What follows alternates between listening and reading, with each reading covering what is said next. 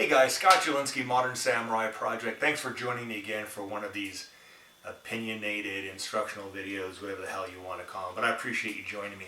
As you can tell, today is brought to you by Red Hill Tactical. Red Hill makes, bar none, the best competition holsters on the market. They are double layered so that when you draw, the holster does not move for a smooth, efficient draw every single time. Check them out if you do. The code is JEDI. It'll get you 10% off, and you'll be on your way with good kit trying to get to competition. Competition being said, you guys can tell I'm in my competitive gear or my gamer gear.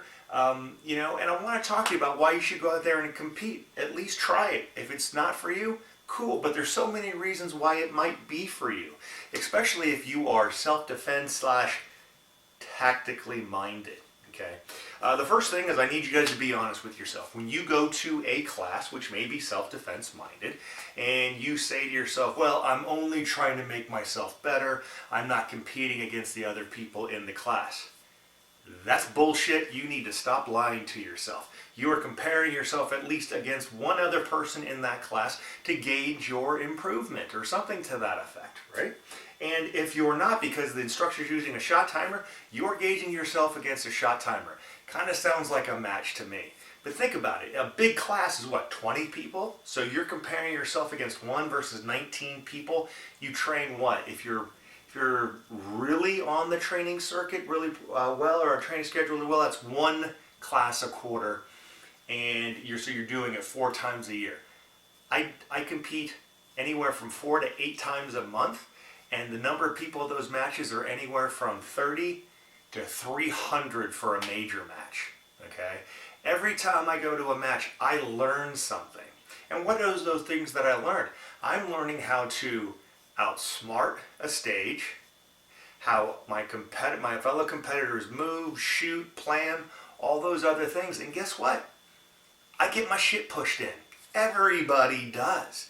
But instead of going, well, making excuses, start using cover or all these other things, like a self-defense situation would be, I'm getting reps in, I'm learning how to move something, I'm having information or topics I can train on, and applying that to a self-defense situation is actually very, very easy, right? Crowding cover in a self-defense situation is usually not good. Guess what? It's not good in competition either, okay? As far as, I don't want to make training scars, Mike Pannone said it the best. Competition is an elongated drill, not a scenario. Ernest Langdon says, bro, if you don't know the difference between you being in a competition or a gunfight with bullets coming at you, maybe you shouldn't be carrying a gun anyway, right? So all that kilt in the street stuff to a side, what are the other benefits of it, other than what I talked about? Man, it's trigger time.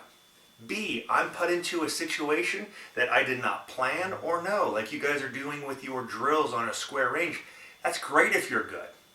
You saw that shit coming. When I show up to a stage, yes, I have time to plan and do all those other things, man, but I got to do it now, right? And then I learn the best way to look at it and the best way to plan, so the next time I see something that is remotely like that, a nuance, about taking off from this position and shooting these targets from this position, which may be a hard lane, I know now how to do that, and I can incorporate that into other things. Those skills transfer over into a self-defense situation. Please believe me, shooting is shooting.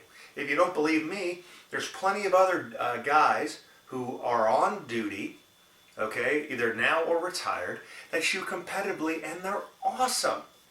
Bob Vogel, Arik Levy, Shannon Smith, Mike Pannone.